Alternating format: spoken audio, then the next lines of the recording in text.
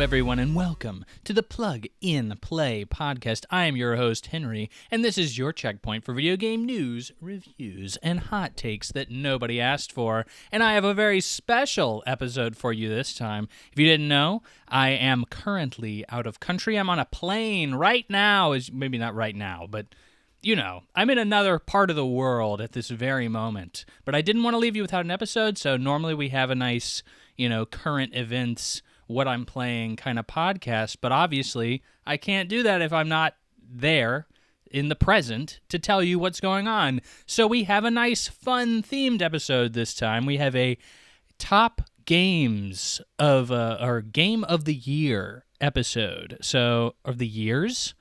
Games of the Years episode. So we're going to go back and we're going to be looking at the games of the years for the past decade at the Game Awards. And overall, we've found a resource that has compiled all resources or all game awards from all various outlets, not just the Game Awards.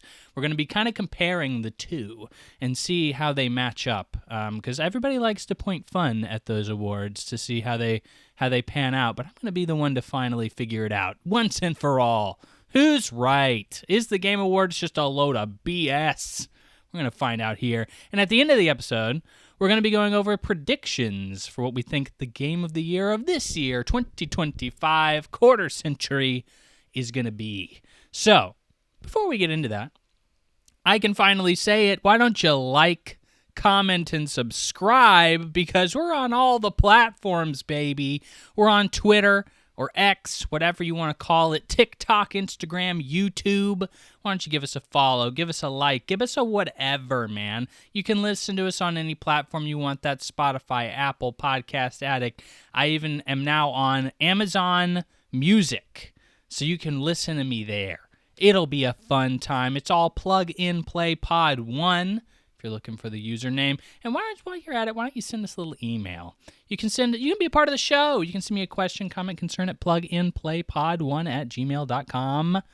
I won't bite. I want some interaction here. Let's make it a conversation. And, I also have timestamps down there in the description if you're interested. If you don't like what I'm saying, or you maybe just want to skip to a particular year, you can. It's easy peasy lemon squeezy. You click a timestamp, you'll go right there. Maybe you don't like what I'm saying, you can get past it. It's easy. I do it for you. It's a labor of love. And that's it. That's the housekeeping. We have a little bit more housekeeping than normal because of, I'm now doing things with this podcast that I wasn't previously. But I think this is always a fun conversation. We're going through a whole decade of predictions here, or of awards here, so I feel like I kind of need to jump into it real fast. But I really love Game of the Year talk, right? It's kind of, it's the Oscars, kind of, right? We're all kind of deciding what is the best. What is the best? What is my favorite objectively the best? Likely not, but I'm interested to see how it pans out, right? Everybody likes kind of having that horse in the race, kind of having that conversation around like, well, you like that game? That game sucks. Doesn't deserve Game of the Year. Well, it's a DLC. It can't be Game of the Year. Like, there's all sorts of conversations that go around this, and it's always interesting because I think as a gaming space, we're still figuring it out. We still really haven't figured out a great way to do all of this, and I'm still an advocate that like there's no way that you can even choose a Game of the Year. Like, it's not possible. If you are a movie addict and you are like, oh, I want to watch all of the Best Picture nominees for the Oscars, you can do that. If you genuinely put your mind to it over the course of a weekend, you could watch every Best Picture nominee in a weekend and probably have time to spare. If I wanted to play every Game of the Year nominee, not just every game that I want to consider for a nomination, just the ones that everybody has considered as a consensus, like these are the best, I think that would honestly be a struggle for you over the course of 3 to 6 months. Like if you were really trying really hard.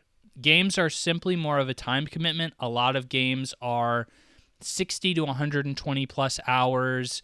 They are impossible to beat over the course of a span of a month if you have a regular life. These are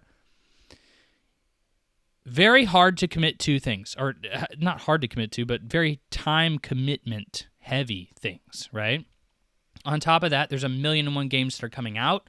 So, if you really and legitimately wanted to try to diversify your opinions, see if maybe there's something you missed outside of what the consensus seems to be, good luck. There's no way you're going to be able to do that, right? So it puts, I think, everybody in a really tough spot in trying to determine what the best game of the year is. And that's where the Game Awards tries to step in. They're trying to develop a formula, and they're trying to say, well, okay, every game outlet is going to kind of give us their votes for what they think it's going to be. And then whatever the top voted things are, everybody's then going to vote on those. The problem with this is even they don't have enough time, even professional outlets don't have enough time to really get to most things, and most professional outlets are going to be trying to talk about and play the games that they're going to think people want to play, right, or hear about, which are, guess what, the most highly marketable, mainstream games. There's no shot that any outlet is not going to play GTA, that any outlet is not going to play Skyrim.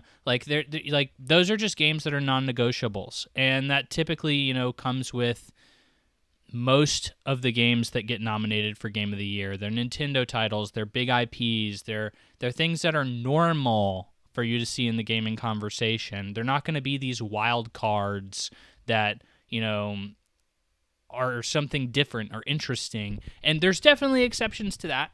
100%. There's definitely exceptions to that over the course of these lists, and I'm going to get into them.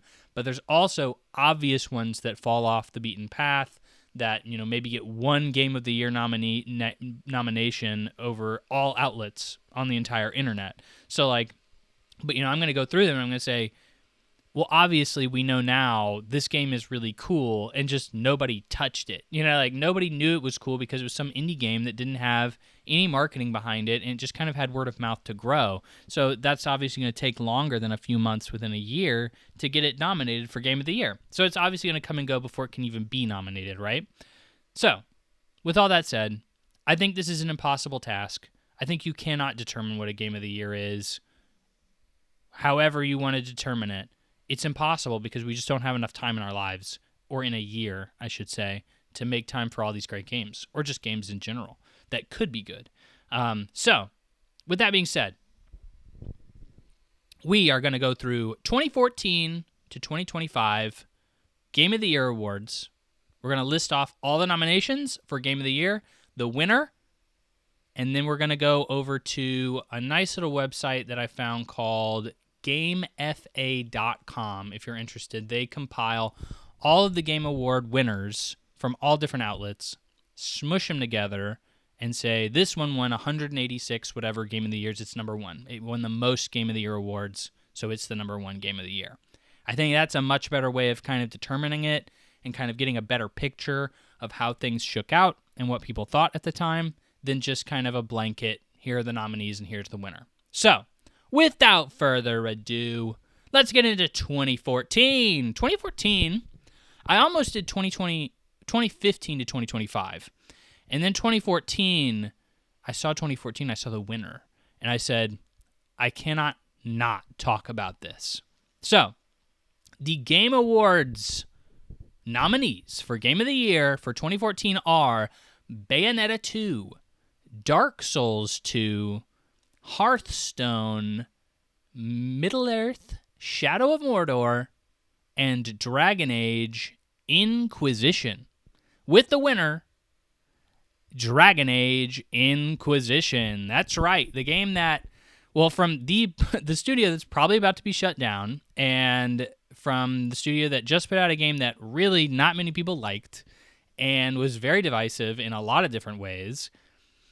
This is a game that a lot of people really liked when it first came out, and then the next year, The Witcher 3 came out, and everybody was like, oh, this game sucks.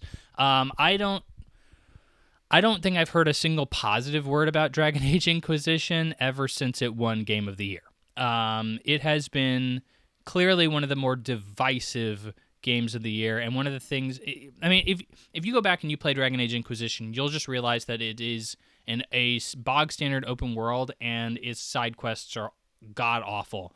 I remember playing that game and being like, every side quest was like, I need 4 flowers.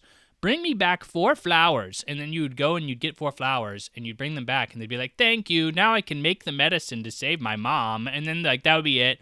And like I had so many side quests and they were all so generic and so lame that by the end of the, like, not even by the end of the game, the vast majority of times when I would like be following a quest marker back to turn in a quest and I would turn it in, it would be like, I don't even remember talking to you. Like, I genuinely don't remember what the quest was I was doing for you. I don't remember what you wanted, what you're doing.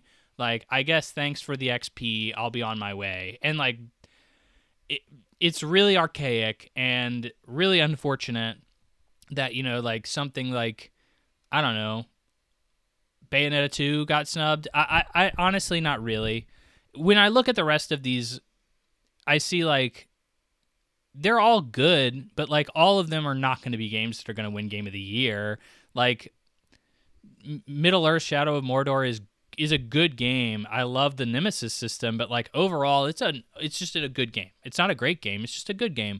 Dark Souls 2 is known for having a lot of issues, and at this time, Dark Souls was still not like everybody like loved From Software. Like that wasn't really the case. That was just kind of starting to trickle in. Bayonetta 2. Look, I love Bayonetta 2. It's my favorite Bayonetta game. Really, it's my favorite action game ever. But there's design issues with it in a general sense, and it's certainly niche and definitely kind of out there. So, and then Hearthstone's like a card game, kind of multiplayer game. It just wasn't going to win. Multiplayer games typically have a really hard time doing that. So, Dragon Age wins at the Game Awards. But what is the number one game of 2014 from all outlets? Well, I'll tell you the top 3 because this list kind of is exhaustive and it goes down a large number of games, like over 20 games. Because like even if you got like a single award for Game of the Year, you're still on this list. So for 2014, the top 3 are Dragon Age Inquisition at 1, 2 is Middle Earth: Shadow of Mordor, and 3 is Mario Kart 8, which was on the Wii U. So, of course, nobody frickin' played it. Like, that was when Mario Kart 8 was regulated, was banished over to the console that nobody was playing. So, even though it won a lot of Game of the Year awards overall, one, it's also another Mario Kart game. So, like, it probably didn't review super hot at the time. It's certainly kind of gotten legs over time. But, like, when it first came out, I can imagine it wasn't, like, super hot in terms of reviews. But, like, it's probably going to be really popular amongst people who really like it, but it's not going to win a popularity contest at the time because nobody was playing it. So, like, it kind of makes sense. Another thing that came out that year, Super Smash Brothers. I would have to think that's like the 3DS version or something like that. Ain't no shot that didn't get nominated if it came out that year. But that's number 4. Far Cry 5, Bayonetta 2 in order. Destiny, the original Destiny came out that year. The original Divinity Original Sin, which I didn't expect to win anything. But, I mean, like, overall, I'm just not seeing, like, too much that would really sneak in and take it. So, yeah, it kind of is understandable that this was just, like, not a super hot year overall. So, like, it kind of allowed Dragon Age to sneak in there and take it. Next up, 2015. So now we're in the decade range. Thought I wanted to just throw that out there. 2015, we have, for the Game Awards, the nominees are Bloodborne, Fallout 4, Metal Gear Solid 5, The Phantom Pain, Super Mario Maker, and The Witcher 3, Wild Hunt. The Witcher 3 wins it with the overall there. This is obviously a much stronger year. Everybody remembers Bloodborne, everybody remembers Metal Gear, and everybody remembers Fallout. Not to say those are like the best of those series per se, but they are certainly well-remembered and well-loved games, but it's really hard when you're up against The Witcher 3, which in a lot of sense is changed the game for open-world games. It was really... it was an amazing game. I remember playing that game. It's one of my favorite games probably of the past couple of generations. It's an amazing game. It's an amazing world, and every side quest in that game. And that's kind of like why everybody looked back a year before and was like, I can't believe we gave it to Dragon Age Inquisition. Like, this game's side missions are so much better. Its characters are so much more interesting. Like, what the frick were we thinking? This kind of came out of nowhere. CD Projekt Red was known for the Witcher series, but it wasn't known for making particularly great games, just like okay games, kind of janky games. And this game, when it released, certainly had a lot of jank too, but they patched it all out by the end of the year, and, kind of happened again with, Cyberpunk, their next big game, but still, Metal Gear Solid 5 wasn't going to win. It was a little bit divisive in terms of its story, kind of sucks. Gameplay is fantastic. It's undeniable, but story kind of sucks, and that's something a lot of people really like about the Metal Gear series. Bloodborne, again, FromSoft, was still not this major powerhouse. They were not this, beloved can-do-no-wrong developer that everybody loved. Bloodborne wasn't going to win. I know we all look back now and we're like, oh, Bloodborne is one of the best games ever, but, again... people had not really come around to the FromSoft way of, get good. So, it was still not considered that. Fallout 4, obviously we look back on now and we think that game's a travesty. But, yeah, we liked it a lot at the time, so it is what it is. Moving on to the top games overall. Obviously, number one is still The Witcher 3, with 58% of the awards going to it, so that's a vast majority. The next one has 13%, which is Fallout 4, which, again, is very interesting, because, like I said, we go back and we look at that game and we say, Bethesda kind of fallen off. It was really just given the nod because everybody likes Skyrim and everybody likes all those other Bethesda games, but, I don't know. And then Bloodborne, with 7% of Game Awards. And then Metal Gear. Life is Strange, Super Mario, Rocket League. This one, I think, would do a lot better if we went back in a time machine. Undertale, with 7 Game of the Year awards, which, as we continue down the years, you'll learn, for an indie game, that's honestly really good.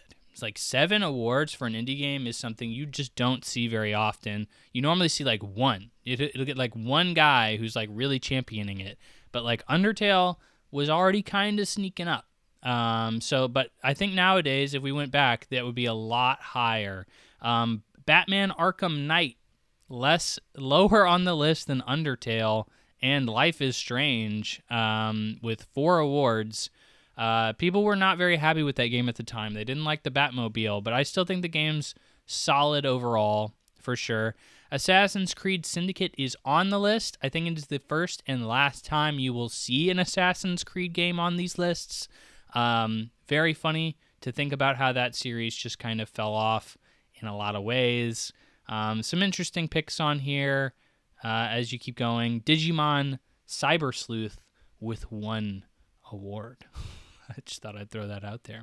But next up, 2016, we have, for the Game Awards, nominees for the Game of the Year: Doom, Inside, Overwatch, Titanfall 2, and Uncharted 4, A Thief's End.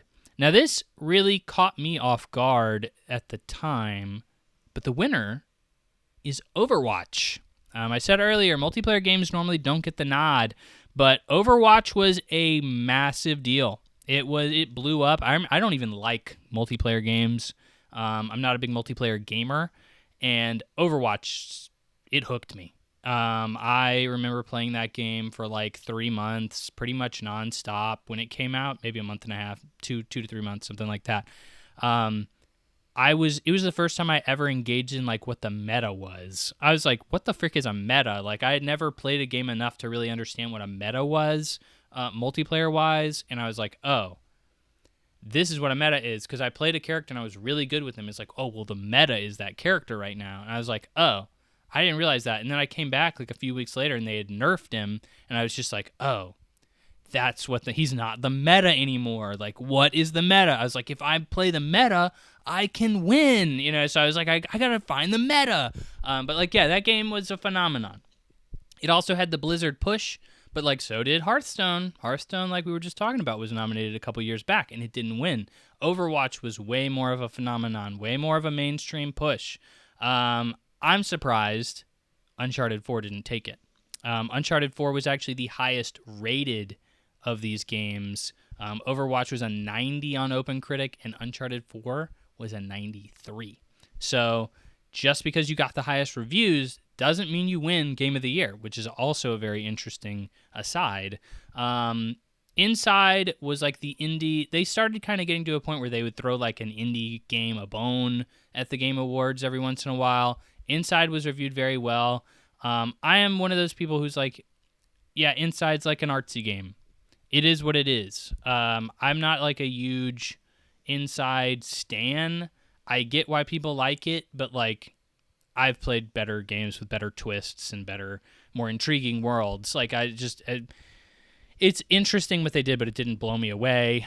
Doom, I think, is way more of a niche game.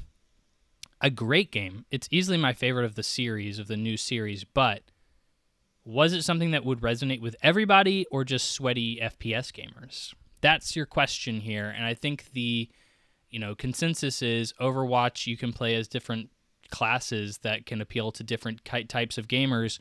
Doom was really just going to appeal to a boomer shooter mentality, which is fine, but it's not going to be a wide appeal, and that's why you're not going to win. Titanfall 2, kind of a similar thing. Great single-player campaign. For some reason, nobody played it. I think what the issue was nobody played Titanfall 2 because I think they released Battlefield at like the same week or something crazy.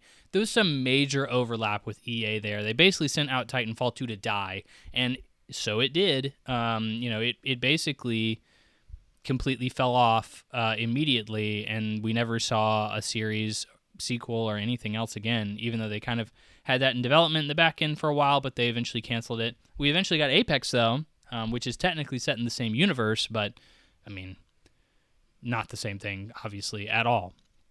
So, moving over to the overall Game Awards. This is the first time where we see a divergence. Number 1 is Uncharted 4, A Thief's End, and number 2 is Overwatch. Uncharted 4 has 39.8, or 40, we'll just round to 40, because I can do that. 40% of the vote goes to Uncharted, with 24% going to Overwatch. So a pretty sizable chunk of a difference that goes to Uncharted. This seems way more obvious to me.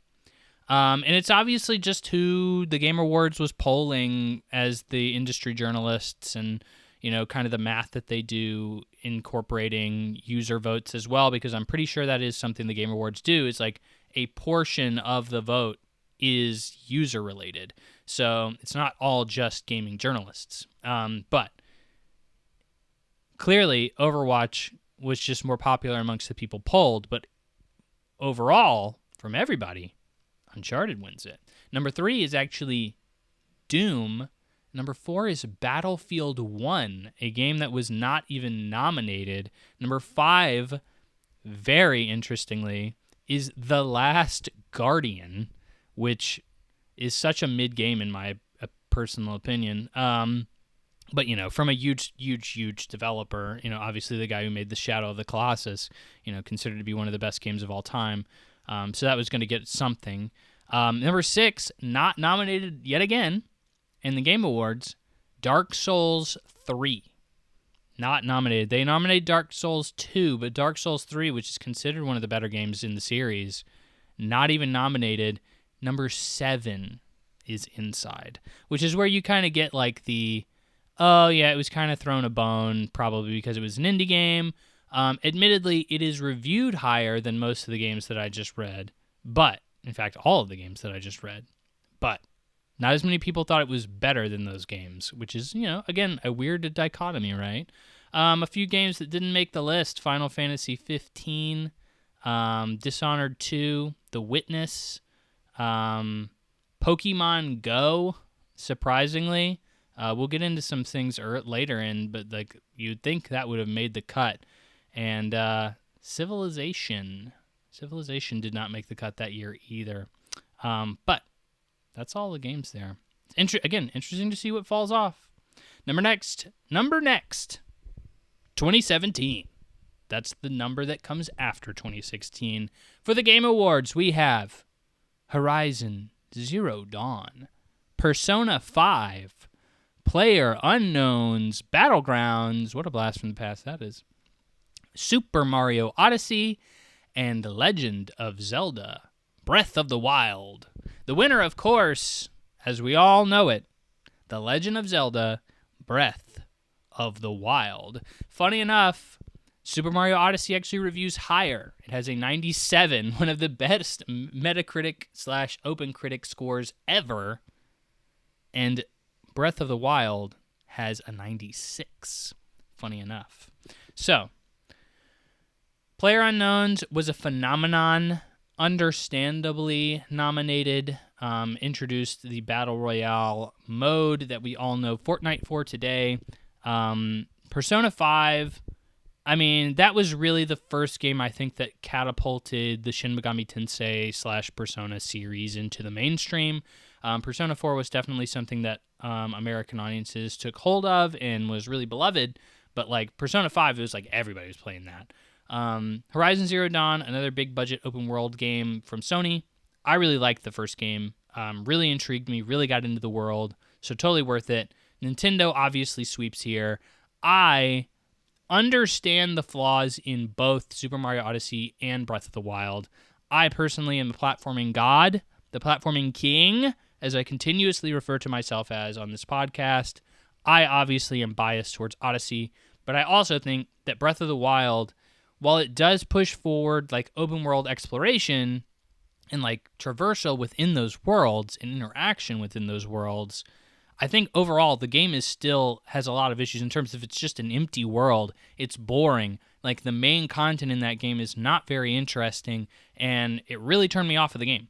I think Tears of the Kingdom is one of my favorite games ever, and that's because it takes all that stuff that makes like Breath of the Wild a Game of the Year contender and does what I think it should do, which is like give you an actual game to play while you're like running around and doing stuff.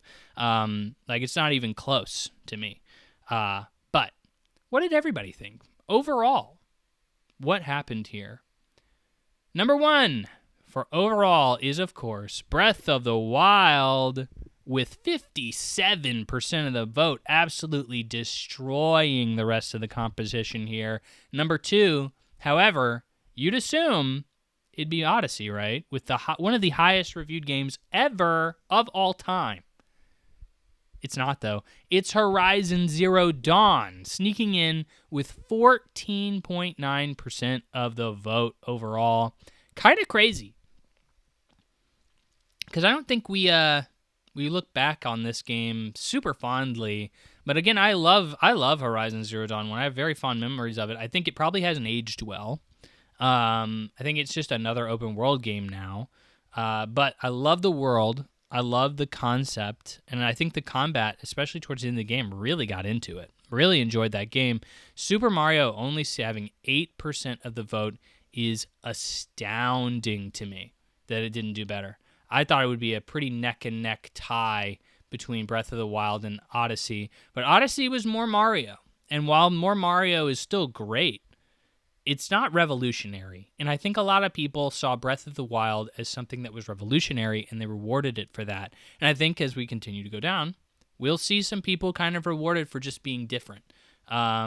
Specifically, actually, speak of the devil, Nier Automata is number 4. From a series that nobody gave a frick about. I played the original Nier before Nier Automata, and I was like, there's no one, I was super surprised that it even got a sequel. Like, that was kind of really astounding to me. But the fact that it was nominated for Game of the Year, winning Game of the Year awards, selling millions of copies, what the frick happened? How did this happen? You know, like, this weird little, like, Japanese game, like, obviously Platinum came in, fixed up the combat, great. Story's good, too, but, like, I don't know. I think the original Nier actually is better in terms of how it tries to, like, subvert narrative tropes and stuff like that. I think Nier Automata has an ending that's interesting, but, like, not very thematic with how the rest of the game really is. I think Nier, the original Nier, which you can now play as Replicant, and I would probably recommend playing that version, is way more thematic. It makes way more sense. And in my opinion, is actually a cooler, more interesting way of handling and subverting, like, game mechanics and tropes to tell a narrative. But that's my opinion. But yeah, it does interesting stuff, so it gets rewarded for it. Persona 5, number 5, very thematic, and PUBG at number 6. Divinity Original Sin 2 makes it in at number 8. It's funny because obviously now we know, like, Baldur's Gate 3 as being one of the best games ever, and it's like, well, this is just kind of that, you know, like, it's kind of that too, but not as many people cared about it. Speaking of which, Resident Evil 7 at number 9, only 5 Game of the Year awards here, which is really surprising considering I still see people playing that game nowadays. It's very scary, and it's from a very, very popular series, but for some reason, I think it was that transition to first person. They were trying a lot of new stuff, and I don't think it resonated with everybody, at least in terms of Game of the Year. Another one that got snubbed, honestly, surprised it's even nominated at all, Prey. Bethesda's Prey, Arcane Austin. Really, really great game. Like, I highly recommend going and playing it, and you can get it for dirt cheap right now. It is nothing, but it is one of the best interactive sims I've ever played. It is so good. So good. So many choices, so many options. Gameplay is so broad, and the world is so interesting. Story takes great twists and turns. You really can't go wrong with Prey as long as you give it a real chance to get its teeth into you. You can get scared off, I think, pretty easily by Prey. But, like, if you really give it a chance, that game is really astounding. Really enjoyed my time with it. Uncharted Lost Legacy, obviously just an expansion, so I wasn't expecting a nod there. Cuphead, wasn't expecting Game of the Year awards. People love Cuphead. This is the one I really wanted to get to, though. Hollow Knight, one Game of the Year award, a Metacritic score of 87, which it was not even at 87 when it was initially reviewed. Obviously, we now know the amazing hype behind Silksong, contender for Game of the Year. Likely before it even came out, people were going to just put Silksong on their Game of the Year award list. But nobody cared about Hollow Knight when it first came out. And it's kind of one of those fun things to look at and be like, dang, you people really messed up. Like, you people really missed out on a really big gem. And there was only, like, one dude who found it and gave it Game of the Year, it's just interesting to see how some of these games creep up over time. Next, 2018. Good old 2018. Everybody loves 2018 for the Game of the Year Awards. The Game Awards. Game of the Year Award. I don't know what that accent is, but we had to get it out. Assassin's Creed Odyssey. Celeste. God of War 2018, excuse me. Spider-Man. Monster Hunter World. The first time that series really took off in the West. And, of course, Red Dead Redemption 2. Now, if you told me these names right now, I would say, obviously, I know who won. It's Red Dead Redemption 2. And I'd be wrong. It was God of War. God of War actually reviewed lower than Red Dead Redemption 2 as well. Red Dead Redemption 2 had a 96 on OpenCritic. God of War had a 94. Both amazingly high scores. But God of War gets it, which is crazy because I still hear people talk about how great Red Dead Redemption 2 is, how great Rockstar is. just how amazing in general that world is, how people keep going back to it, and God of War wins with another Sony-esque game. Now, obviously, this is before they were Sony, quote-unquote, Sony-esque games. I think they were starting to get that reputation here. But, like dad sim kind of games is kind of, I think, how they were kind of stereotyped. But God of War was a good game. It was well designed, and it took a really interesting twist on a really cool series. But looking back, I think I would easily give overall better everything to Red Dead Redemption 2. I think it's kind of easy to say. Marvel Spider-Man is fun, but it's not. I mean, there's issues with it. I think its combat is kind of not jank, but like it could easily be better. It's basically just Batman Arkham, but not as good. Monster Hunter World is still kind of getting its feet in the West. I don't think a lot of people would have really sunk their teeth into it yet at this point, so I wouldn't expect it to win. Celeste is, kind of your indie bone throw, very well reviewed, 92. I'm the platform king, okay? And I personally am like, yeah, Celeste is a good indie platformer. Maybe even a great one. But, like, I'm not that into Celeste. Like, I don't know, it just feels like another platformer. I feel like they really don't do anything crazy with it. Again, just well-designed, very polished, but, like, it's just kind of another platformer. People like to say it's really hard. And, again, maybe I'm, again, a platforming king, but, like, I didn't find Celeste to be insanely difficult. I've played much harder platformers in the past, much more Twitch reflex kind of deal, and also people really like the story. I think the story is really going to resonate with you more if the game is hard, and I didn't find the game to be hard, so it wasn't really a struggle for me, and I think that's a lot of Celeste's message, is getting over a struggle. Not discounting anybody who likes Celeste, but like it's just one of those things that I always look at and I'm like, I'm glad people like it, but like, dang, you like it that much? Like, I guess it just didn't resonate with me the same way. Like, it's a fine game, but like, it is what it is. Assassin's Creed Odyssey is the first Assassin's Creed RPG. I definitely didn't love my time with Assassin's Creed Odyssey. It was too long and it was too checklisty. I didn't feel like a lot of the content and the RPG elements, honestly, were not very well done. When I can just I have to stealth assassin somebody, and like it's like, well, you did 600 damage to them, but they still have 1,000 HP left, and it's like, the frick is the point of stealth anymore in this game? If like it doesn't matter. I'm not a high enough level, and I feel like you had to do everything in that game in order to be a correct level to interact with it. So I really just did not appreciate the way that they designed that game at all. Over to the overall Game of the Year, we have consistency. God of War wins it again with 50% of the vote. Again, a runaway over number 2, Red Dead Redemption 2, with only 35% of the vote, which is, again, with the conversation around these games, kind of surprising. Wouldn't have expected that. Number 3 is Marvel's Spider-Man with 4% of the vote. So you can see how there's a massive divide. It basically was, you're giving it to God of War, you're giving it to Red Dead, you're not giving it to anybody else.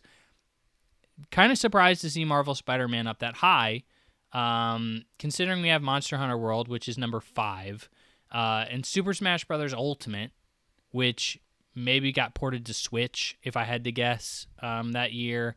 Definitely was not a Wii U title. Celeste at number 4. Tales of the Obra Dinn, funny enough, coming in there at number 7. Here's an interesting one. Last year we had PUBG, who was nominated for Game of the Year. Here we have Fortnite at number 8 with 5 Game of the Year awards for its Battle Royale mode.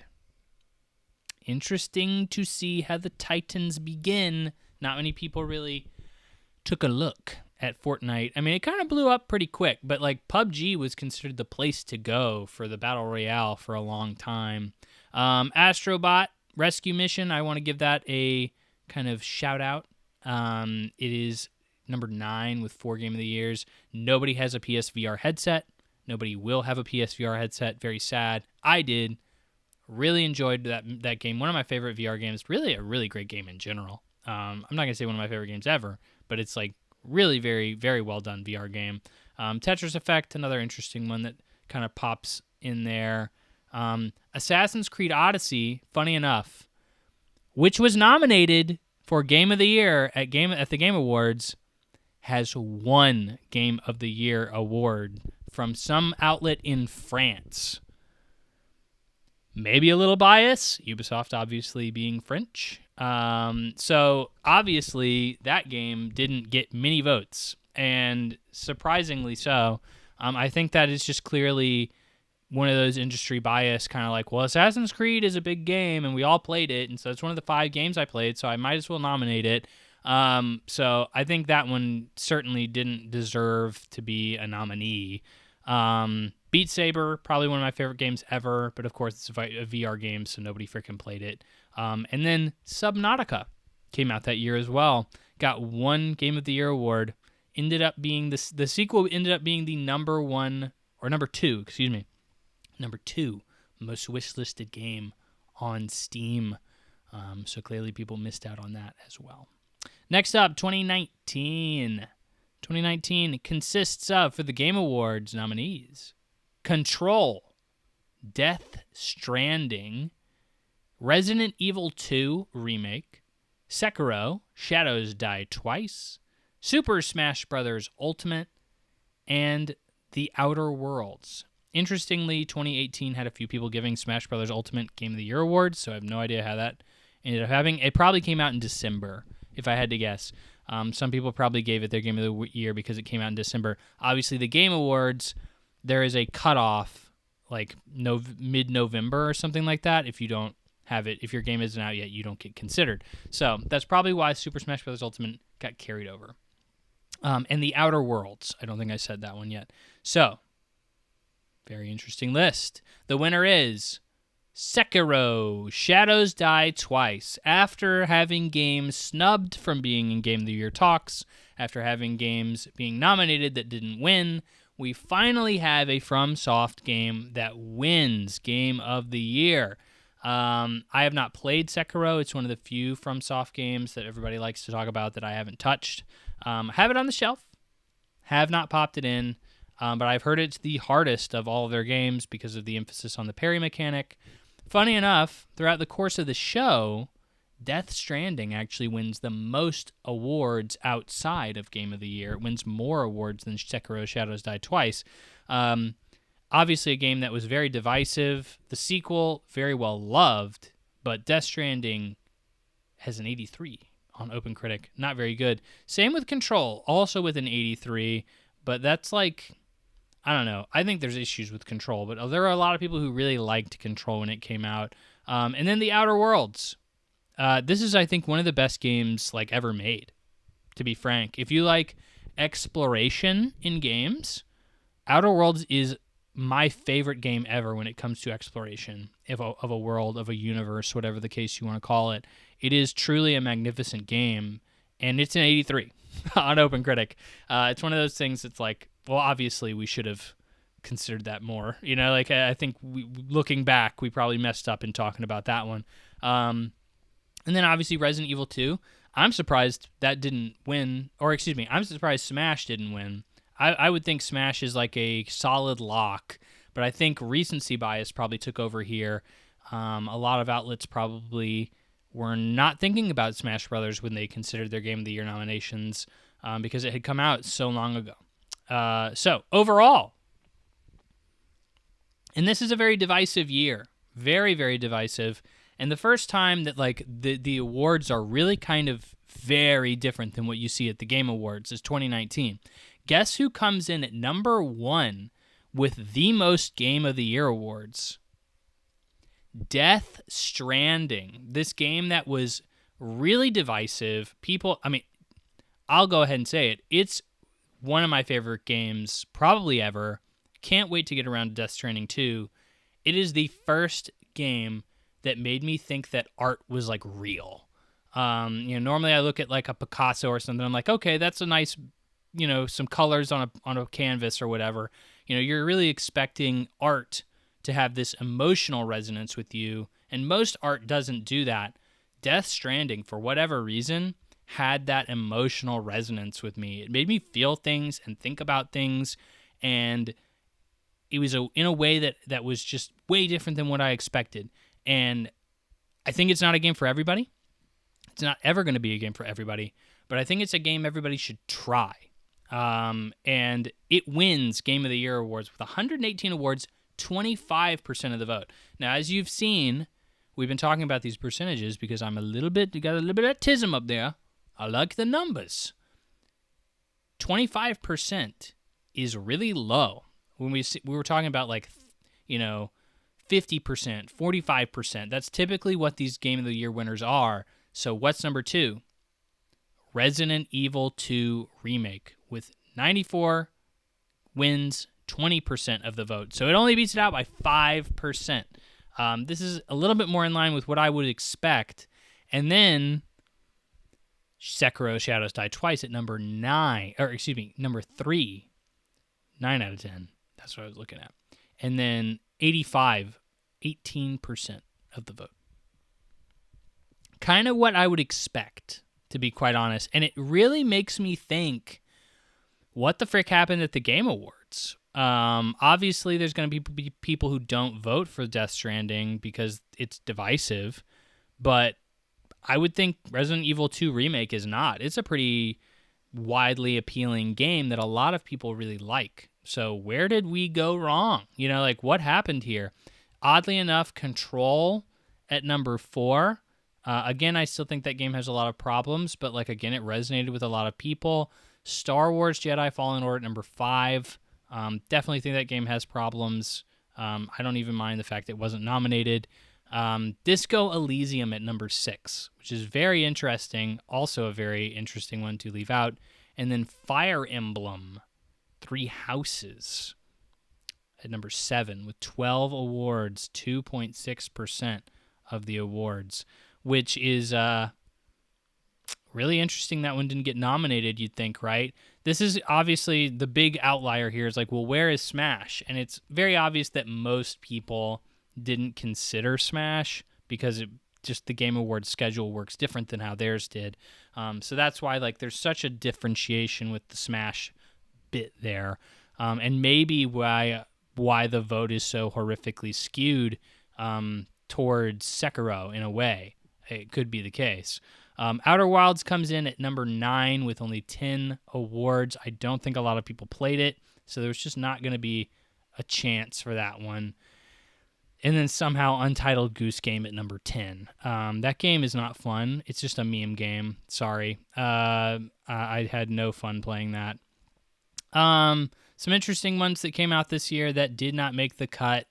We have Pokemon Sword and Shield.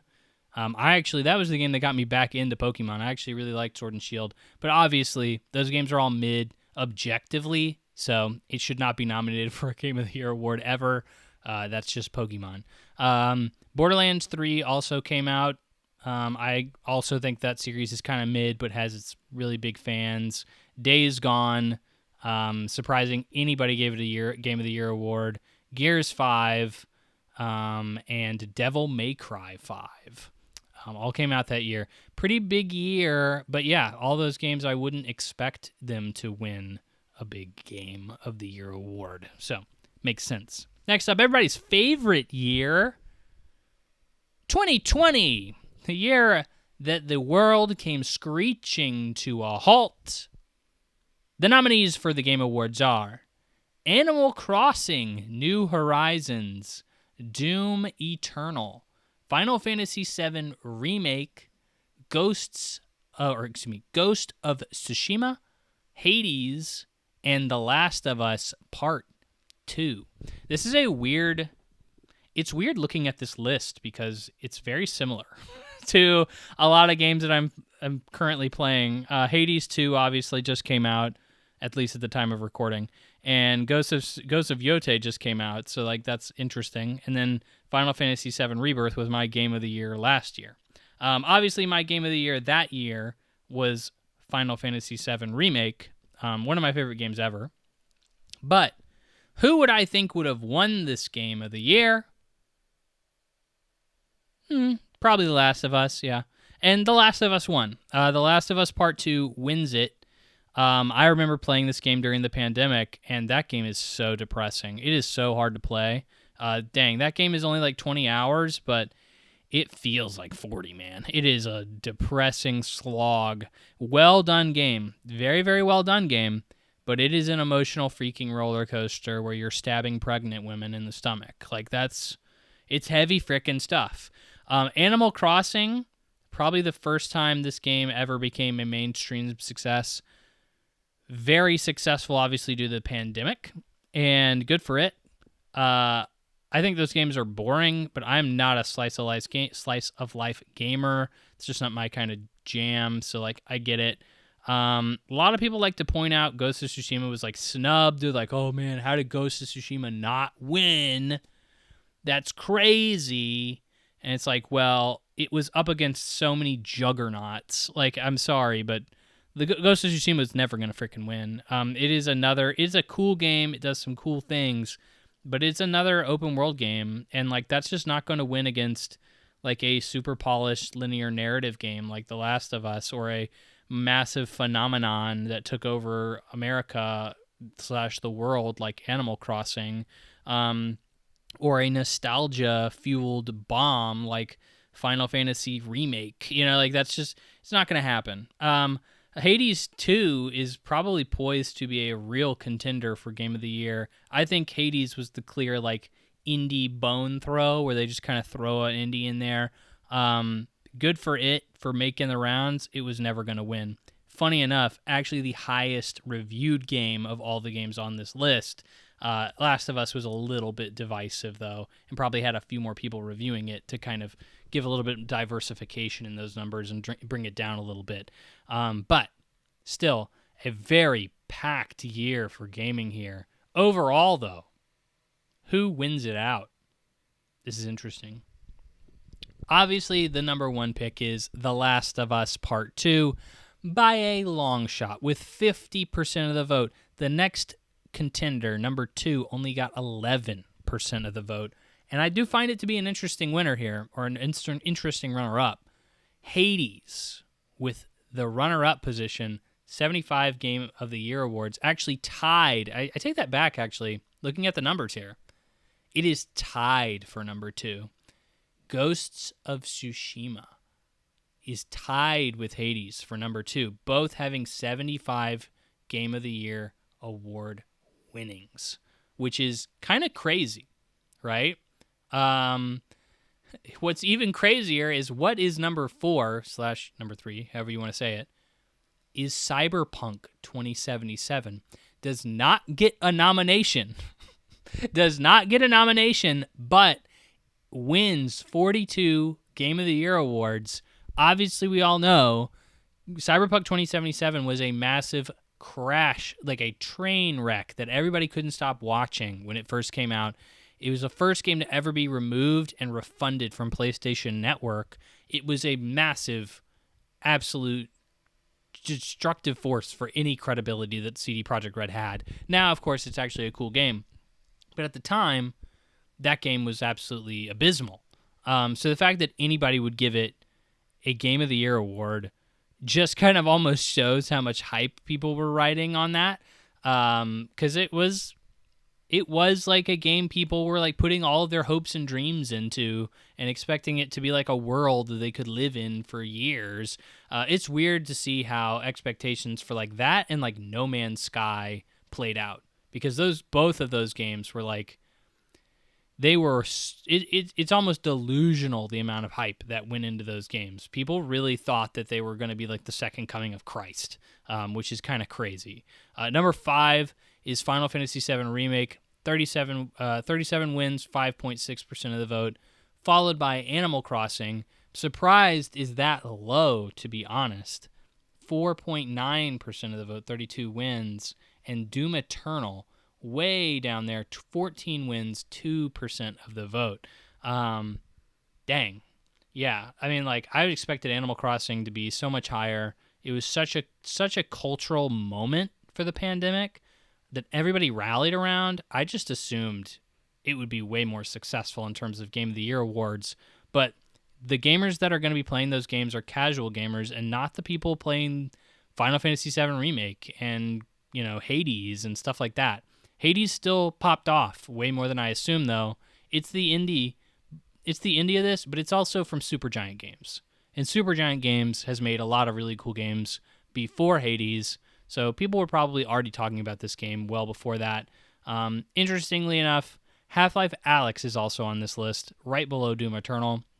Obviously a VR game, not only a VR game, but a VR game that was exclusive to a Valve platform at the time. No shot this was going to win because nobody was playing it. Yakuza Like a Dragon also came out that year. Definitely one of the first. At this point, it's almost kind of like the same narrative with Dark Souls or the Souls series. Is like people kind of started trickling into this series. Like it was always kind of one of those series that people ignored or didn't have really a mainstream appeal. And all of a sudden, boom, Yakuza Like a Dragon comes out.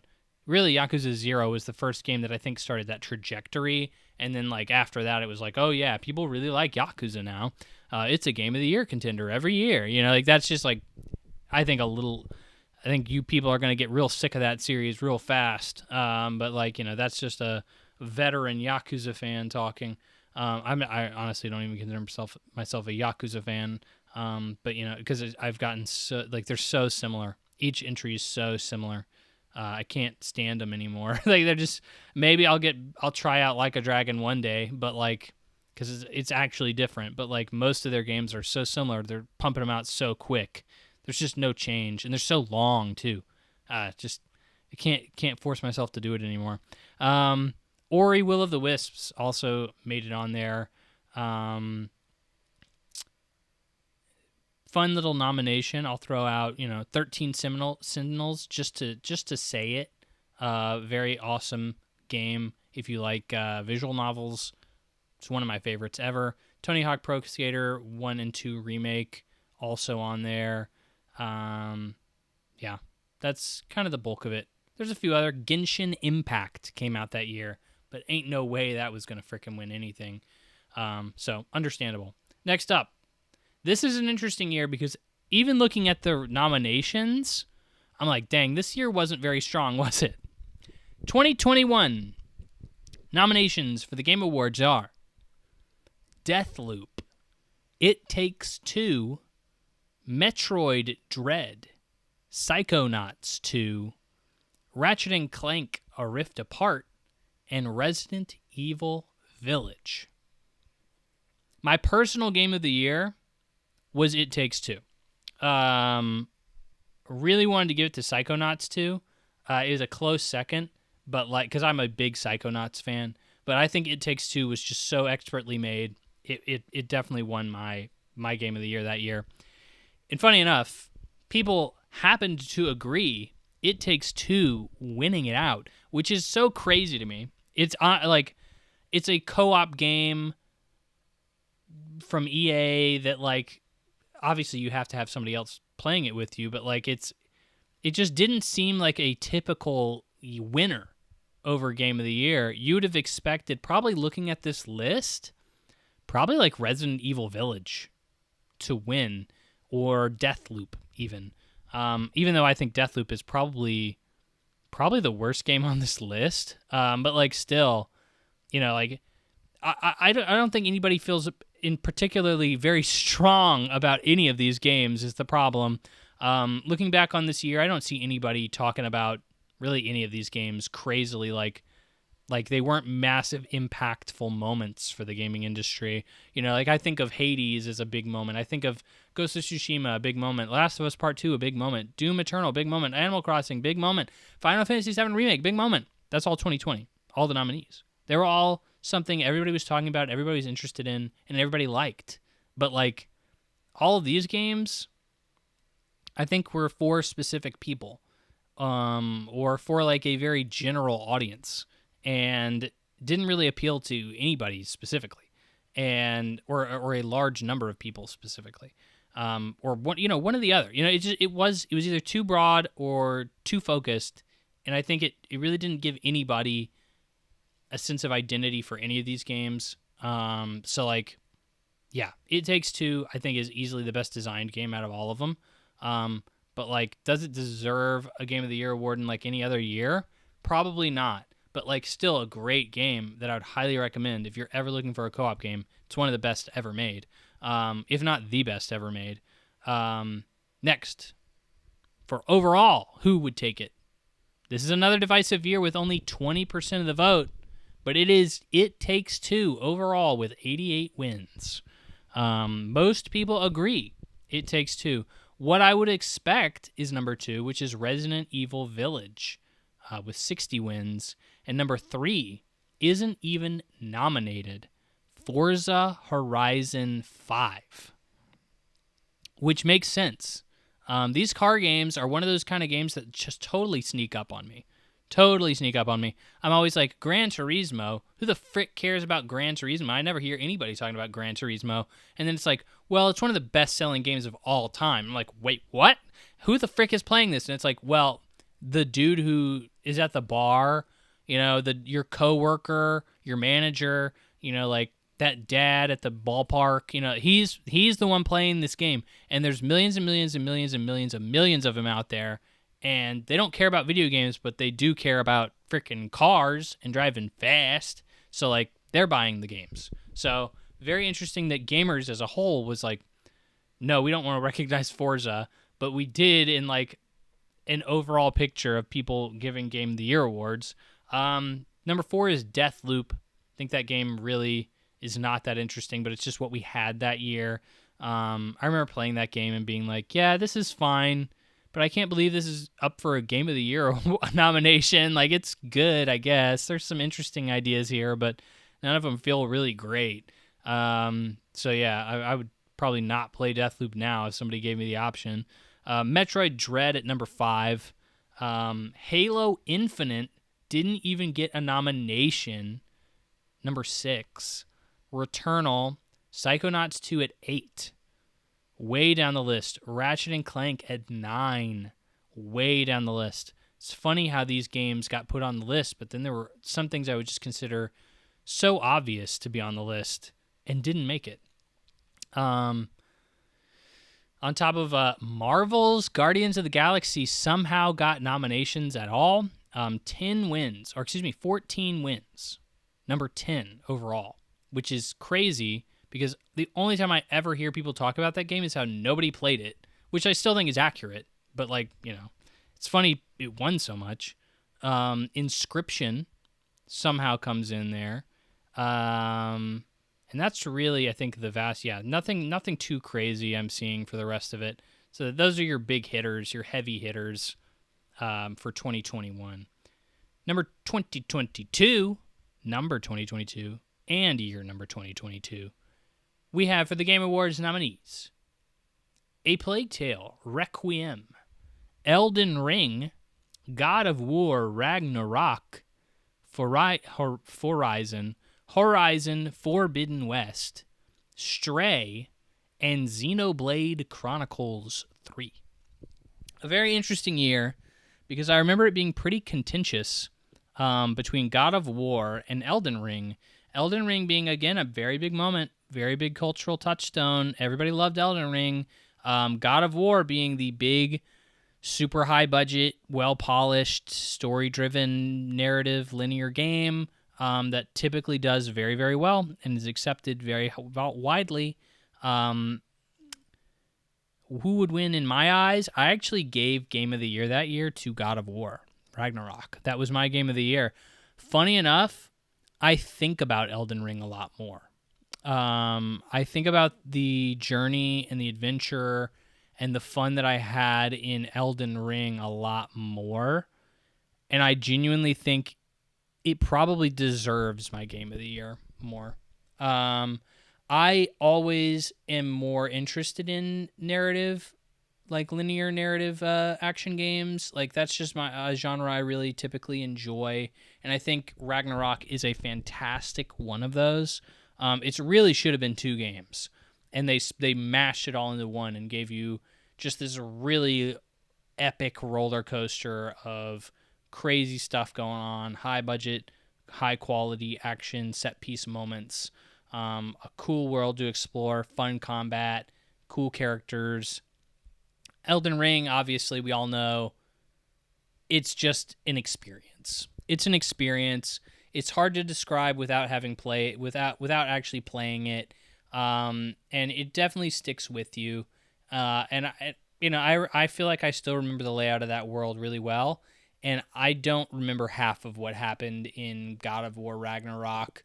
So like it's very much a popcorn flick, blockbuster action movie, summer flick, whatever you want to call it. Elden Ring is more so of a Best Picture winner. I think that's just the way of describing it, right? So Elden Ring was the winner. My winner was obviously Ragnarok. I think it probably should be Elden Ring, but like Elden Ring was overall the winner here. Funny enough, God of War Ragnarok won more awards overall than Elden Ring, but I do think that it is probably more well polished and more well done in in a lot more areas.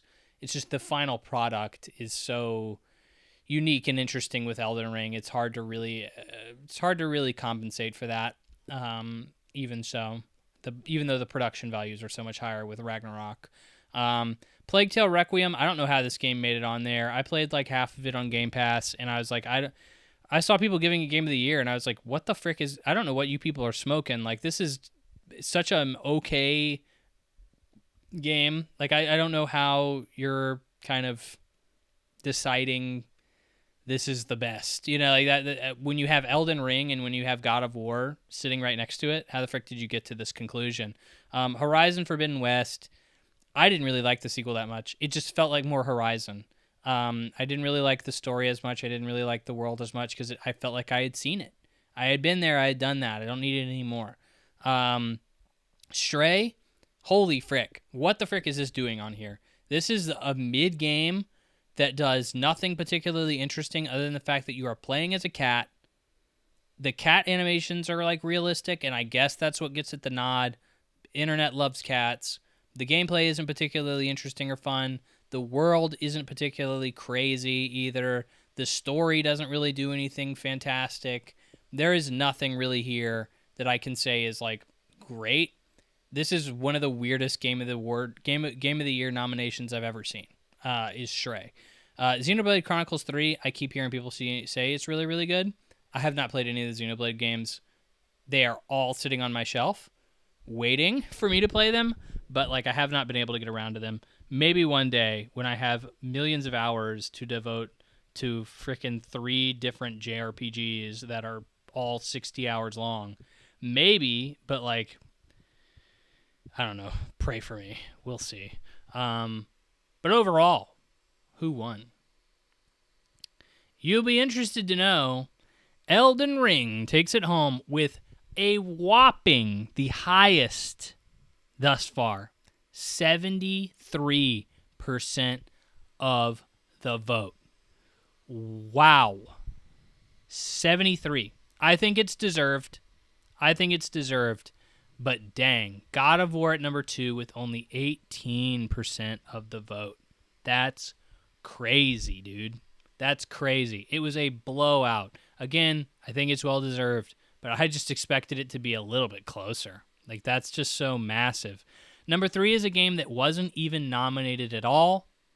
Immortality. Which, like, I played Immortality. I prefer her story. It's from the same devs. But, like, Immortality is cool.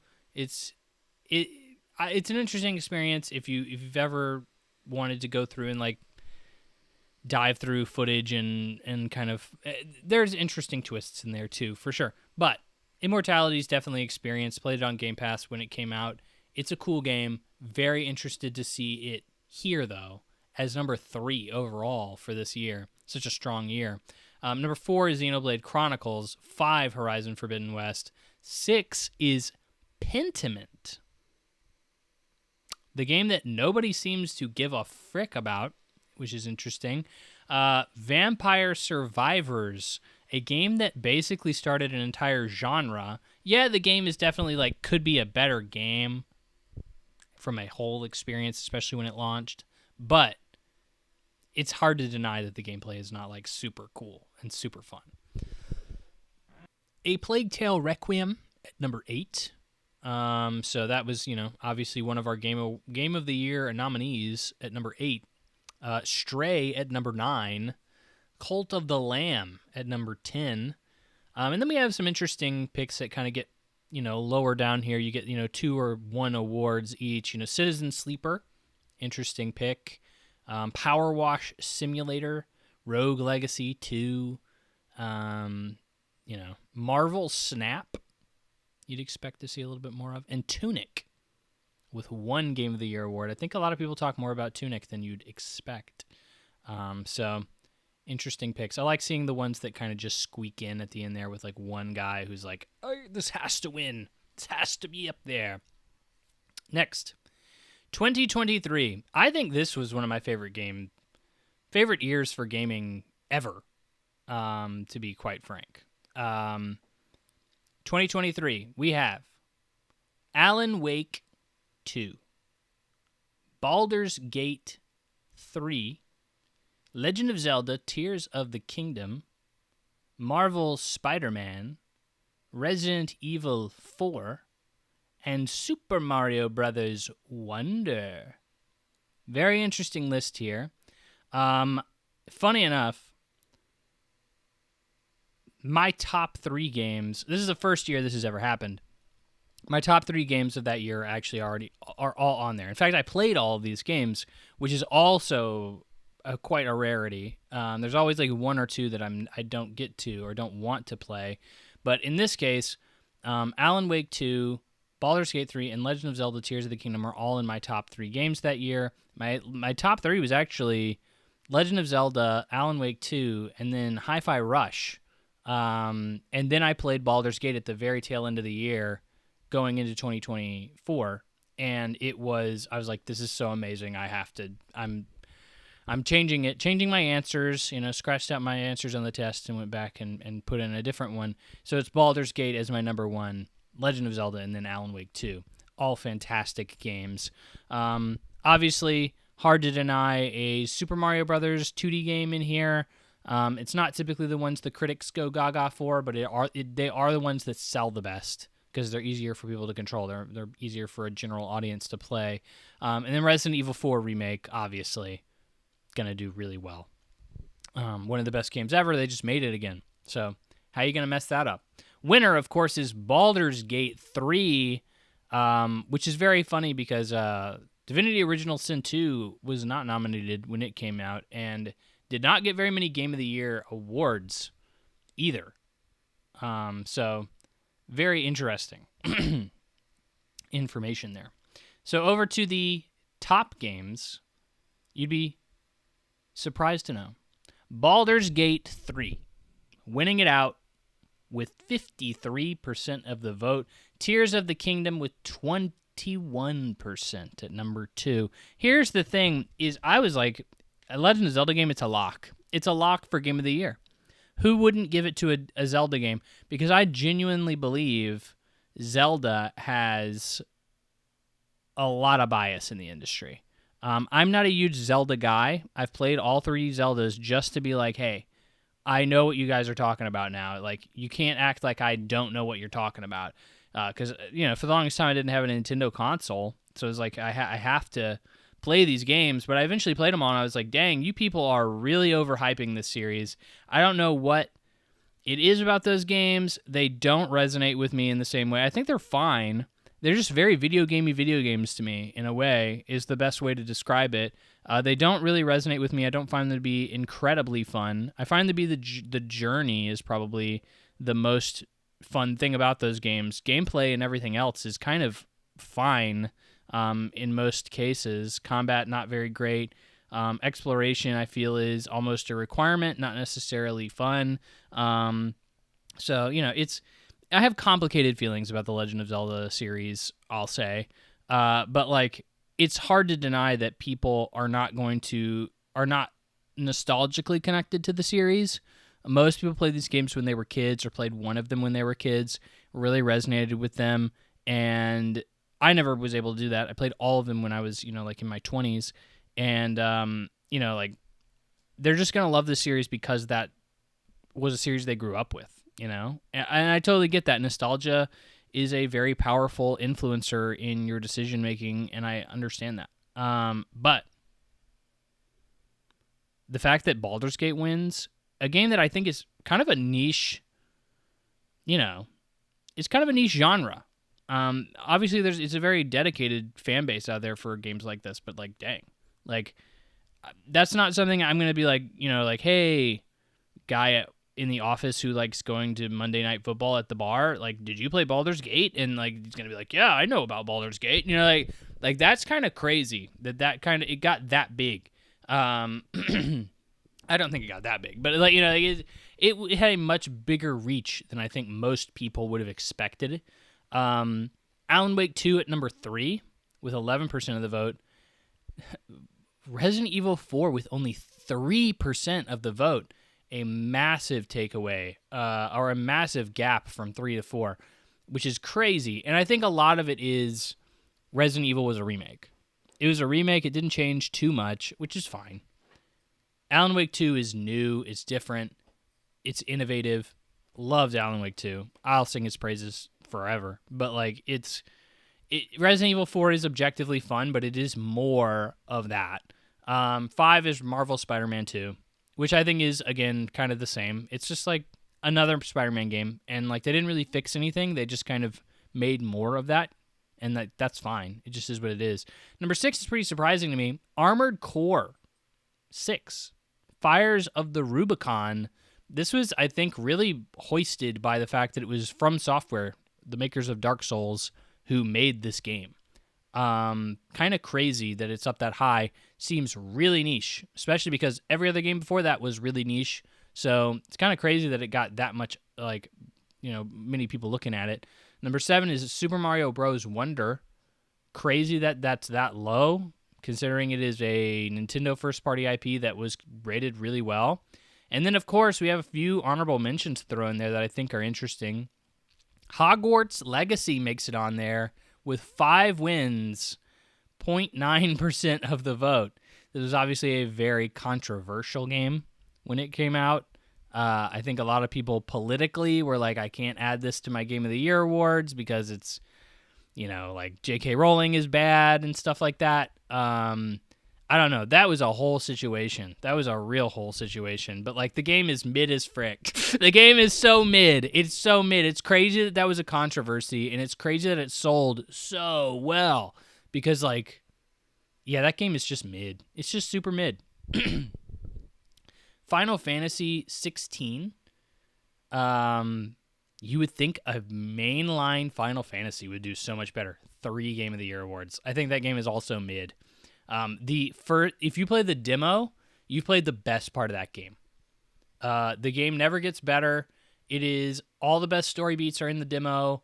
And like, yeah, the story and characters never get better, and there's really no reason for you to play the rest of that game. Just play the demo. Lies of P is an interesting one to see on here. Sea of Stars, and I think Lies of P kind of signals like the what do you call it? The Souls game like renaissance. Like obviously people are kind of starting to look elsewhere for like just the genre as a whole is considered good. Starfield makes it on here with 2 Game of the Year awards. Obviously, I think that game's not even fun. Like I think that game's pretty lame, to be frank. And yeah, that's pretty much. Oh yeah, Hi-Fi Rush with 1 Game of the Year award. Criminal. That game's so good. Love Hi-Fi Rush. So much personality and charm in there. And finally, we come back to the beginning. Or not the beginning, but the most recent. 2024. We have, as our nominations for the Game of the Year at the Game Awards, Balatro, Black Myth Wukong, Astrobot, Metaphor Refantazio, Final Fantasy VII Rebirth, and Elden Ring Shadow of the Erd Tree. Obviously a very controversial edition because it was a DLC, an expansion, not an actual game, a full retail game. Can a game be game, or can a DLC, an expansion, be game of the year? Personal opinion is no. I would think there's enough games out there that, I mean, like, an expansion is not a full game. It's an expansion. It's an add-on, right? It is in addition to the base game. Without the base game, it would not be a full experience. So you are, in addition to the base game, you are also evaluating the expansion and vice versa, right? That's how I look at it, right? So I would say no. But it didn't win, so it doesn't really matter. My game of the year, as you all know, because you are adamant and loyal listeners of the podcast, is Final Fantasy VII Rebirth, with a runner-up being Astrobot. I would have probably actually changed that now that I played Metaphor. I would probably put Metaphor at number 2. I would put Final Fantasy VII Rebirth number 1, Metaphor number 2, Astrobot number 3. Problem is, when the frick are you going to have time to play 2 massive 60-plus hour JRPGs in a year? You're going to be OD'd. And guess what also came out in the exact same year? Persona 3 Remake. Or Reload. So if you were probably going to play an Atlas like Persona game, which Metaphor kind of is, it really is, you're probably going to just choose one. And you probably just chose the one with the bigger name behind it that's not an original IP that you don't know if you're going to like, and the one that came out earlier in the year. So, like, duh. So most people are probably going to skip Metaphor if they're hardcore, into that series. And, they're just not going to have the time otherwise. So, like, Metaphor makes it on there.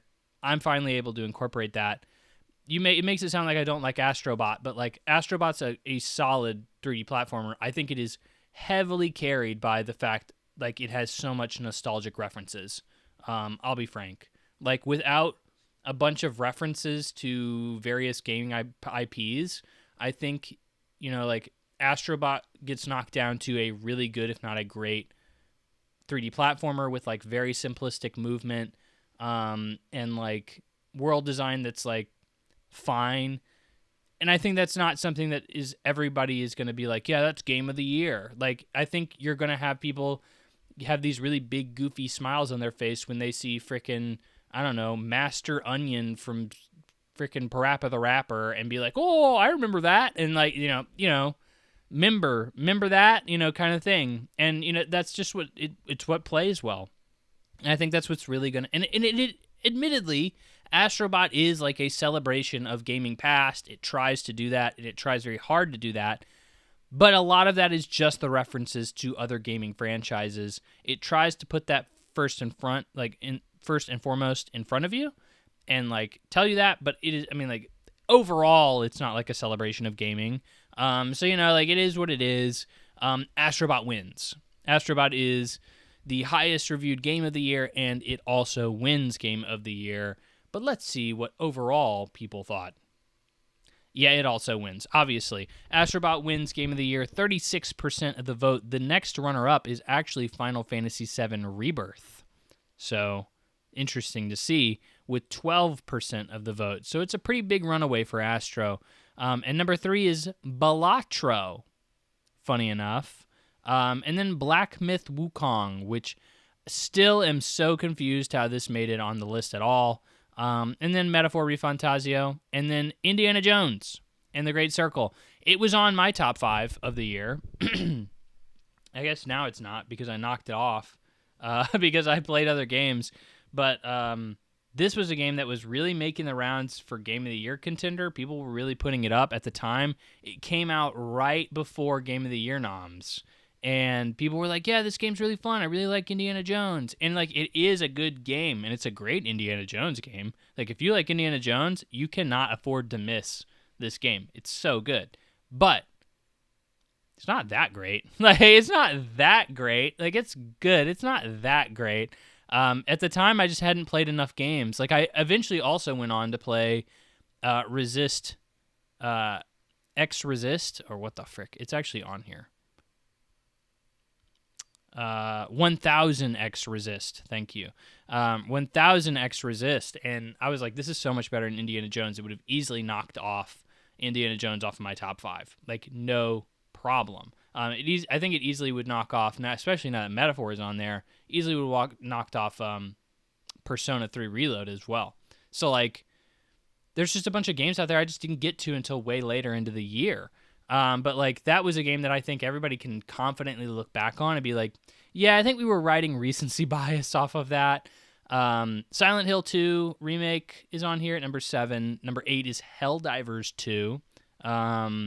Animal Well. Elden Ring, Shadow of the Erd Tree at number 10. So we finally made it. Only got 4 Game of the Year wins. Stellar Blade at number 11. Big talking point of the year. Obviously, sex sells. Dragon Age The Veilguard at 13 with only 3. Warhammer Space Marine 2. Like a Dragon Infinite Wealth. Prince of Persia. There were a lot of big games. 1000X Resist, really glad that got some love with 2 wins still. One of the best narrative games I've played in a long time. UFO 50, anybody? A game I heard a lot of buzz about, but obviously very niche. Pal World, Persona 3 Reload. Harold Halibut somehow won a Game of the Year. And I think that was the big ones. Yeah, Dragon's Dogma 2, the last one. Somehow, the game that nobody cared about, people cared about again. But anyway, that is all of the years. Well, the past several years. I only didn't do 2 years in the Game Awards. There were 2 years before 2014, 2013, and 2012 that the Game Awards existed. So we obviously didn't do those. I was, just really wanted to add Inquisition in there. But we finally made it up to the present, which leads us to what will this year's Game of the Year be? You know how it is. Well, I've compiled a list of potential suitors for Game of the Year. Always a very interesting topic, right? Here's what I have. The top reviewed games of the year. Well, actually, these are the ones I'm kind of seeing bandied about. There's already some talk. Who's going to be the nominees? And we actually do have some outlets that are already putting out nominees, which is crazy because some games haven't even come out yet that are like supposed to be very big, like contenders. But we have at the top Hades 2. This is currently the best reviewed game of the year at a 94. Silk Song at a 91. These are all open critic scores, by the way. Silent Hill F at an 87. Ghost of Yote at an 87. Donkey Kong Bonanza at a 91. Expedition 33, a 92. Split Fiction, a 91. Death Stranding 2, a 90. Blueprints, an 89. Monster Hunter Wilds, an 89. This is going to blow your mind. Trails in the Sky, first chapter, at a 90. Kingdom Come Deliverance 2 at an 89. Mario Kart World at an 87. And Metal Gear Delta at an 85. These are the ones I've seen people talk about as potential winners, potential nominees for Game of the Year. Let's go from the top down, shall we? Hades 2 just recently came out at the time of recording. Everybody's loving it. I'm interested to give it a shot. I'm hearing it's more Hades 2, though. I'm hearing it's more Hades 2. I'm hearing it's just more refined Hades 2. Great. It's hard for me to see this winning Game of the Year. I don't see the buzz, right? I think you need the buzz in order to win. Silk Song has the buzz. Does it have the right kind of buzz? Silksong, obviously an indie game. I think that also hurts it. Indie games typically have a hard time winning, but this is obviously, if it was ever going to be Silksong, it would be this year, right? All that hype, all that buildup finally comes out. I think it's getting a lot of pushback for its difficulty. I think a lot of the conversation around Silksong is its difficulty and not how good of a game it is. Just how the conversation on the internet works. I know that a lot of people love it, but it is a lot of, this game is too hard. Could it win Game of the Year? I don't know. I think it's going to have a hard battle to win. Silent Hill F. Really great reviews. Highest reviewed game in the Silent Hill series since 2, which is crazy. Actually reviewed higher than the remake of 2 from last year. I think this game is only getting good reviews for its story. Its story is supposed to be great. Everything else about this game is supposed to be like not that great. And I cannot see this game winning. Horror is also a genre that typically has a hard time winning Game of the Year. We never saw a Resident Evil game win from all the years we just reviewed. So it's if that series can't win it, no shot Silent Hill can. Ghost of Yotei. I think there's no shot this wins. There are way too many strong contenders this year for Game of the Year. I think this is also just another, this game is a little dated in its design at this point.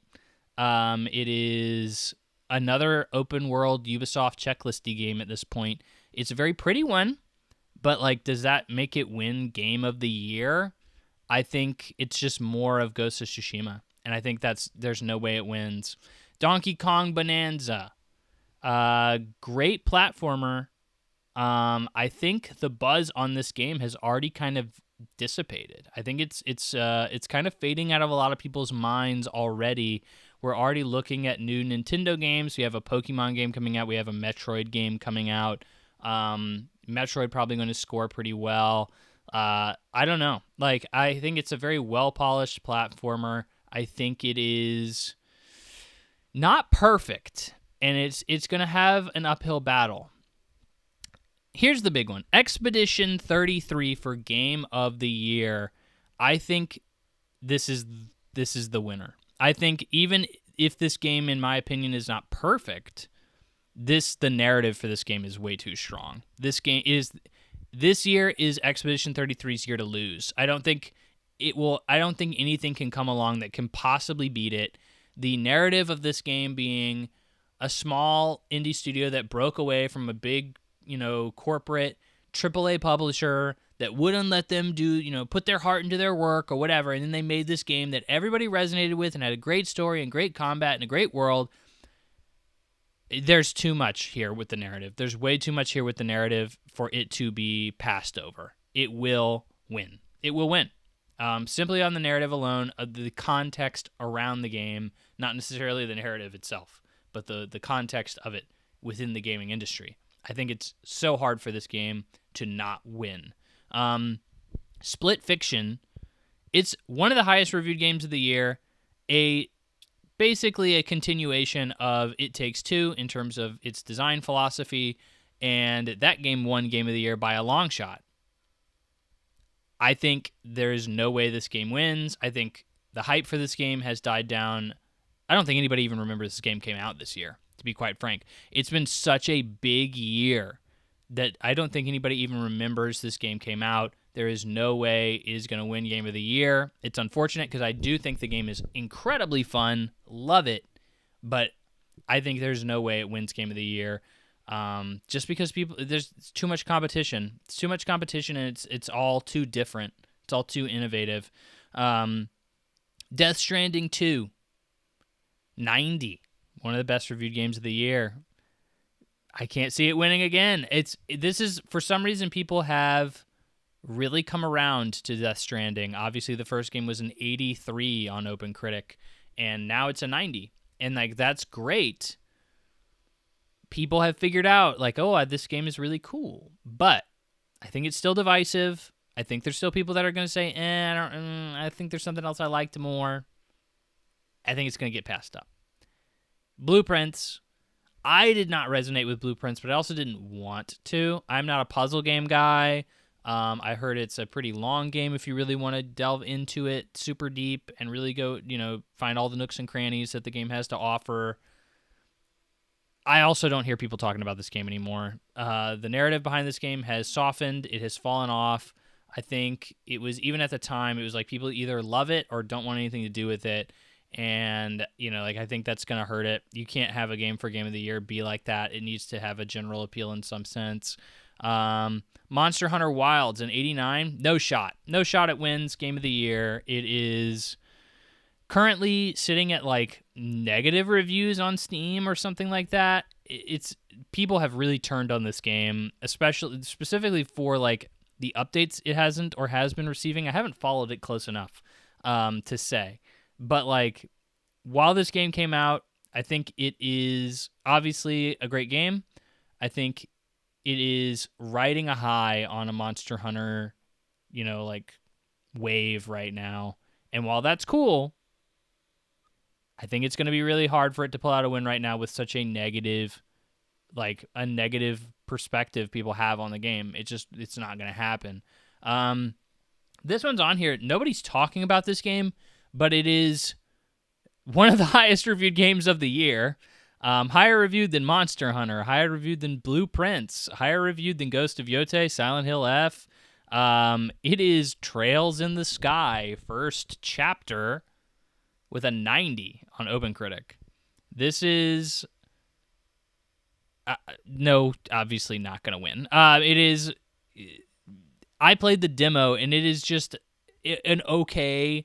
I would say it's almost like a mid. I would say I even didn't like elements of the demo. The combat is not good to me, and the world and the voice acting aren't very interesting to me. This is a fan favorite kind of JRPG that has a really devout fan base, and this is considered to be the best place to get into the series. Everybody always talks about, oh, where am I going to get into it? It's so vast, and like if you don't know, Trails is like a long-running JRPG that had every single game is kind of connected to like every other game, to a point where like certain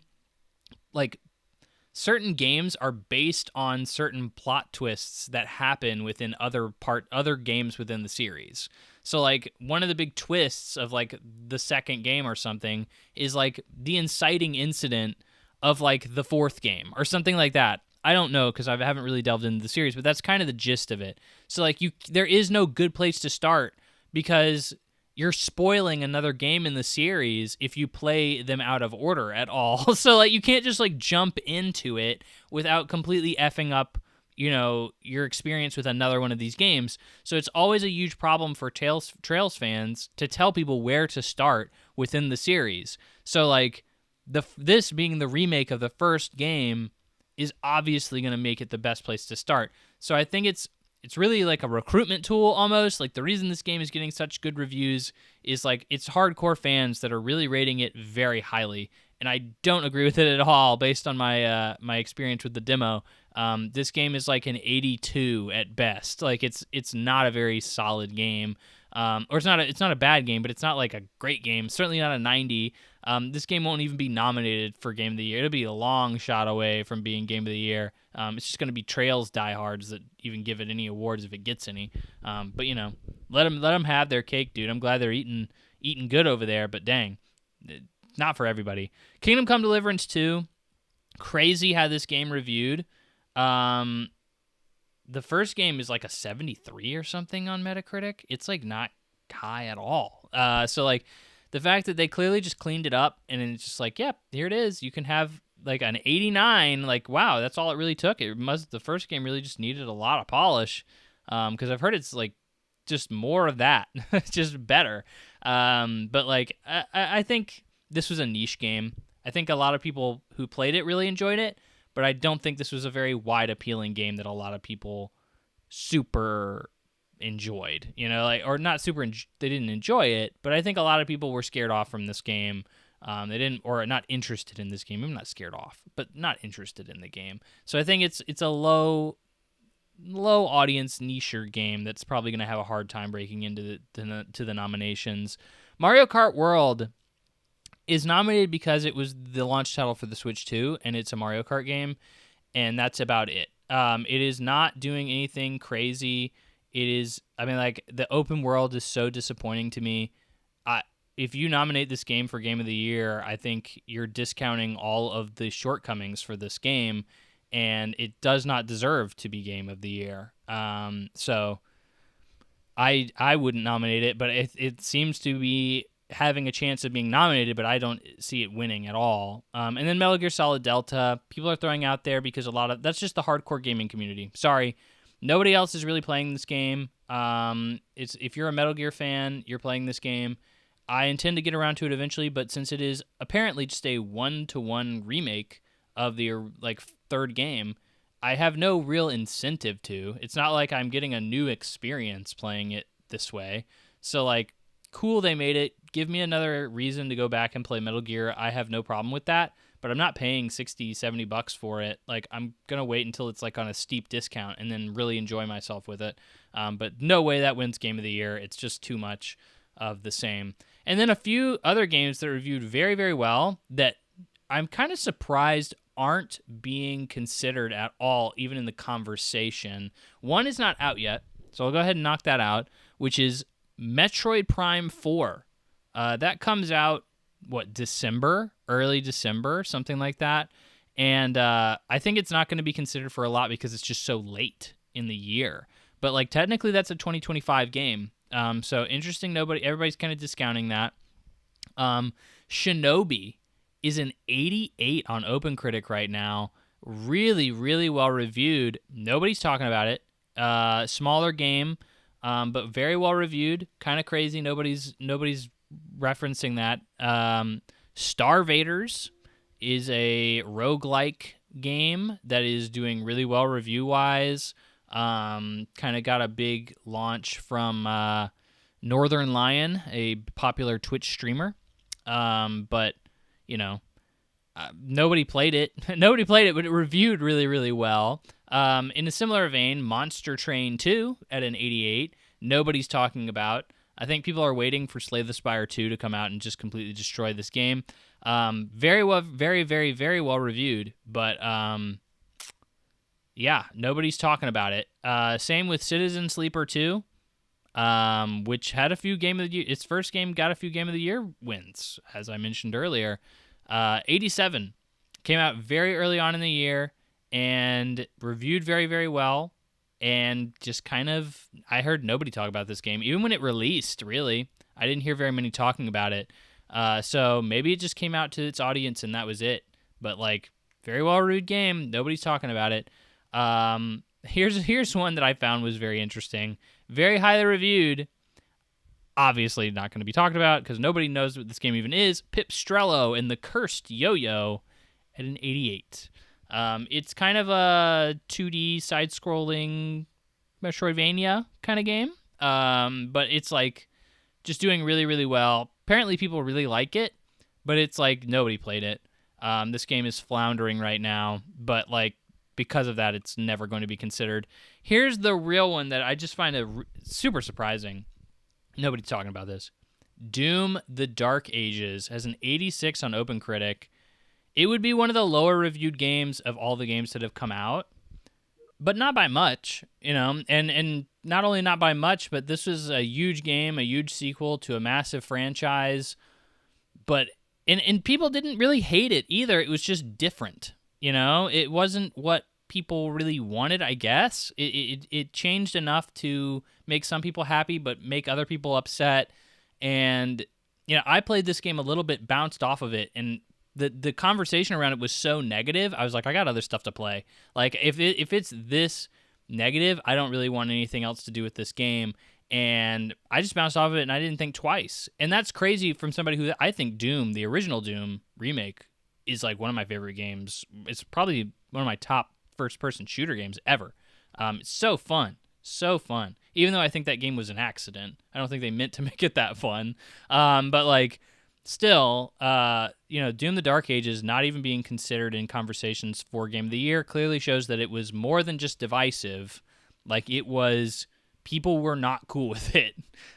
People really don't think enough people cared about it. The conversation soured on it, which is just so crazy. Just another L for Microsoft. One of your big franchises coming out and just nobody cares. Either nobody cares or like people are very split on it, whether it's even good. Like, that's just not a very good look for a studio, one of your big tentpole franchises and big studios, to pump out a game like that. I don't know. It's so weird to think that that's how it's going to be. That's how that's shaken out. But circle back. I think Expedition 33 is a lock on Game of the Year, even though there is a higher reviewed game with Hades 2, even though there is a game with more hype behind it with Silksong, even though there are games with bigger publishers, more polish and budget, like Donkey Kong Bonanza, even though there are games that are more artsy, like Death Stranding 2. I think Expedition 33 is this year's winner, because it's got the narrative. It sounds nice to give that game its dues, and I mean, it is the underdog, right? It is the underdog, and it will win because of it, and that's great. That's great. I have no issue with that. It's also a great game. Just to not spoil my Game of the Year show when I get around to doing one later in the year. But Expedition 33 may or may not be my Game of the Year, but I think it is so unlikely, even in a year this stacked. I think this game has been crazy good for games. Crazy good. There are so many good games out there this year. The review scores are so high for so many of these games, so many great games, so many diverse games. It's so hard for me to be like, yeah, any and all of these games would deserve it in a different year. But like, I think Expedition 33 has one of the more sexy narratives that we've seen in a really long time, and it's going to be the winner. It's just going to be. That's my prediction. Hold me to it. But that wraps up. I hope you enjoyed this. It's a little different, obviously, a little different. I found a topic that resonated with me. Maybe it didn't with you, but it resonates with me. I really love these conversations around Game of the Year. It's so fun, so much fun. Really enjoy it, and I hope that you did too. I hope you enjoyed. I have a lot of, like, I got some stats from a forum thread. Somebody compiled like all the stats for this stuff. I really could have gotten into the numbers. I could have been the most autistic probably I've ever been on this podcast, which is really saying something. If I had gotten into the numbers like I have the average score for every year.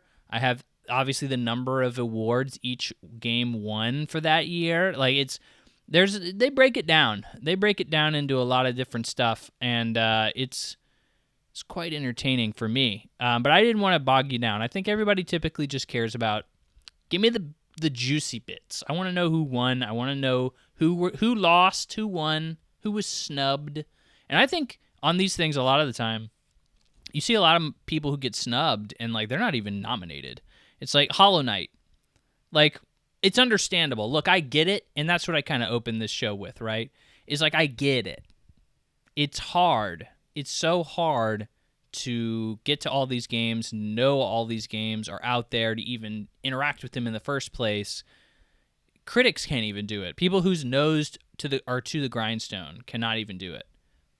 But like, how is that a just award then if we had just known that the best movie or the best game or whatever was out there, and we just didn't have time, or it wasn't marketed appropriately to find it?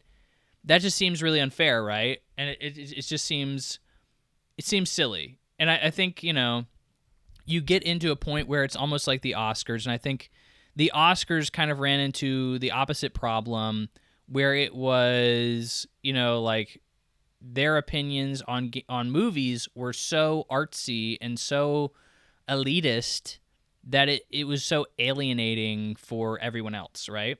Because they're like, well, we saw this artsy movie about an autistic Jew in the Holocaust, and they used kindness to win over the hearts of the Nazis. And it's like, yeah, I mean, like, that's cool and stuff, but I don't want to watch that. You know, like, I get it. Okay, like, that's a great story to tell, but would I rather watch Captain America punch the Red Skull in the face? Probably. Probably. Does that mean it deserves Best Picture?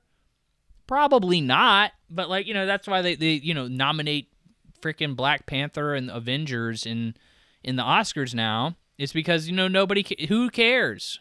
So you alienate everyone else. It's a balance. It's a balancing act, right? You have to kind of figure out how to meet that middle ground of, like, incorporating, well, these are the big games that everybody knows and everybody cares about, and these are the good games. These are the ones that are objectively good.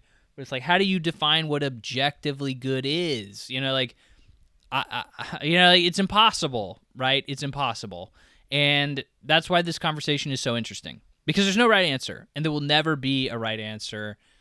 There can be a wrong way to certainly do it, but you just have to try your best. And, sometimes the best is not going to happen. It's not going to work out in the way it probably should, but it's the best you can do. So it's just fun to have that conversation. But thank you for sticking around for this special episode of the Plug in Play podcast. Hopefully I am still alive wherever I am in the world. And I hope you enjoyed. I hope you're playing some good video games. Hope you're taking it easy. I know I'm probably walking around until my feet fall off. But I'll be back next time with your regularly scheduled Plug and Play podcast programming, where I'll talk about all the cool news that I missed over the course of a few weeks, which it will, by the time I talk about it, will be old news that nobody will care about. But I'm going to talk about it anyway because I like doing it. So, hope you have a good one, sir or madam. Probably sir, though. And I will see you next time. Bye-bye.